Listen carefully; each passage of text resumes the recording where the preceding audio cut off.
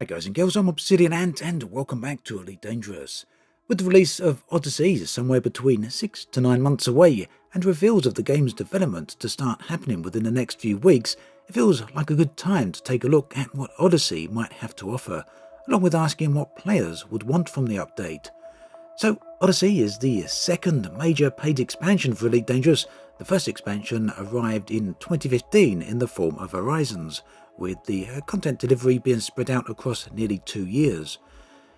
Whilst we don't know yet the delivery cycle for Odyssey, Frontier have previously mentioned that they wanted to deliver the next big update in one large single hit, so hopefully that will still be the case.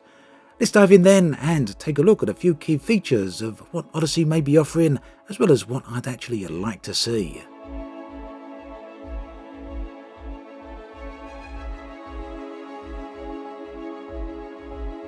I'm going to start with one that is very high up on people's lists of things they would like to do in Odyssey.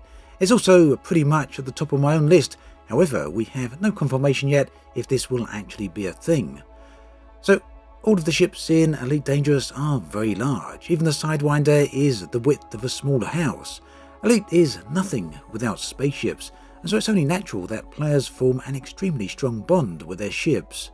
It's for this reason, among many others, that walking inside of ships has a massive appeal. Moving around the cockpit, which of course you can do currently with VR, albeit in a very limited form, but also the idea of moving from room to room and deck to deck, checking out the sleeping quarters, the hangar and cargo bays, the engine room and more. And this becomes even more appealing when you consider the size of a ship like the Anaconda, which is over 150 meters in length. That's around half the size of the largest aircraft carriers, so you can imagine the amount of space inside of one.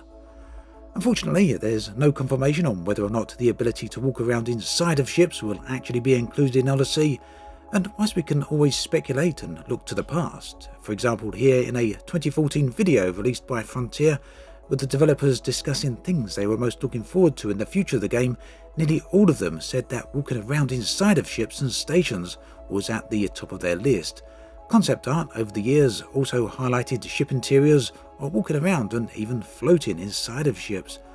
All of this on screen is official artwork. The final piece was actually released this year. However, plans can and do change.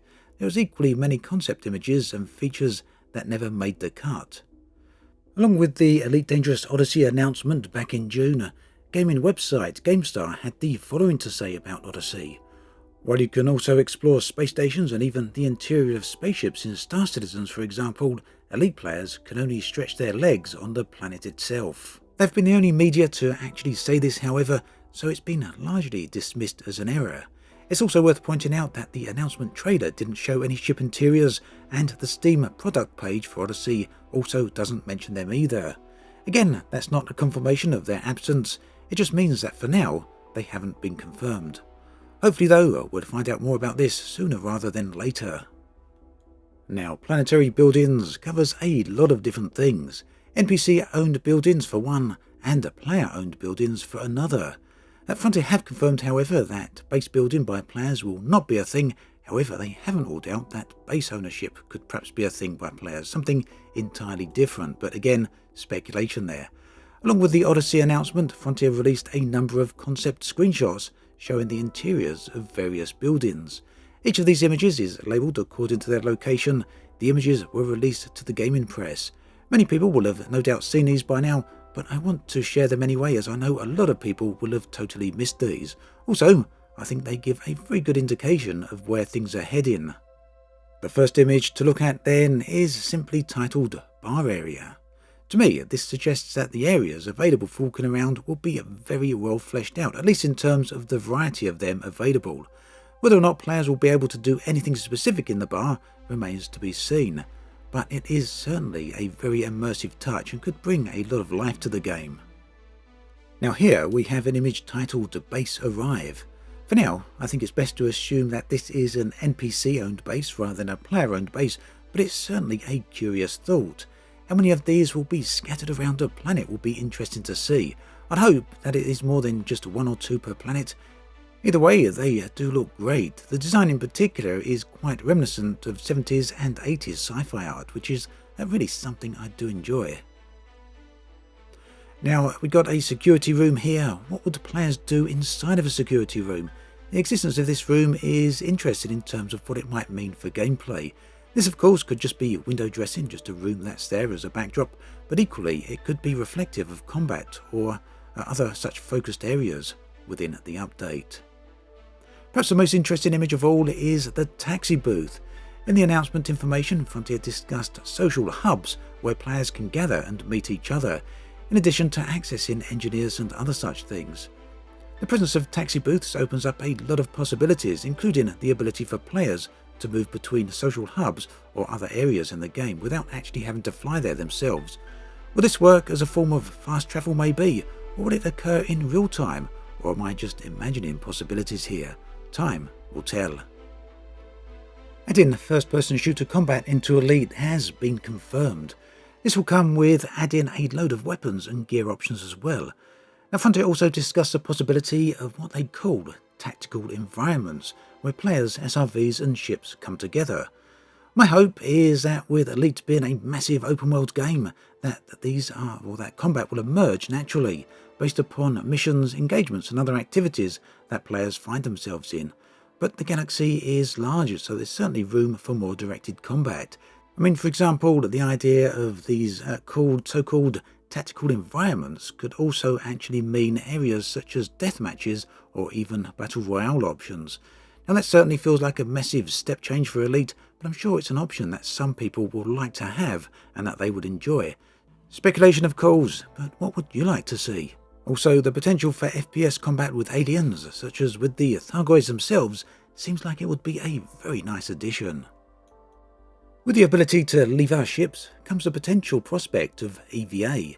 Now keep in mind that all planets in Elite have different levels of gravity, which in turn should affect the way players walk around.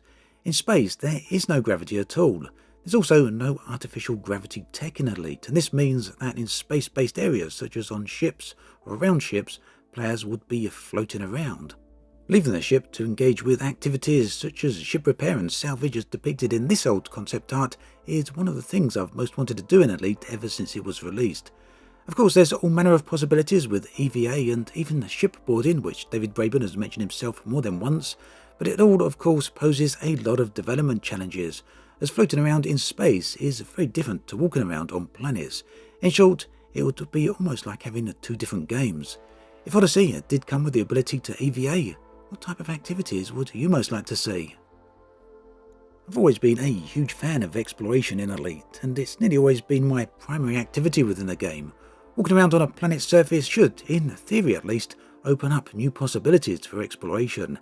It really depends on how much content Frontier add to planetary surfaces, but already there are things such as barnacle forests and many other plant and fungal-based life.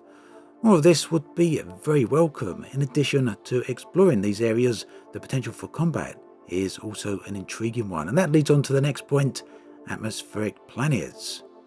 Now, atmospheric planets have been a highly requested feature ever since day one, and if I'm being blunt, I'm a little gobsmacked that we're here in 2020 and still don't have them, but it is what it is. This old concept art shows a cobra flying over our planet with an atmosphere of some type along with clouds.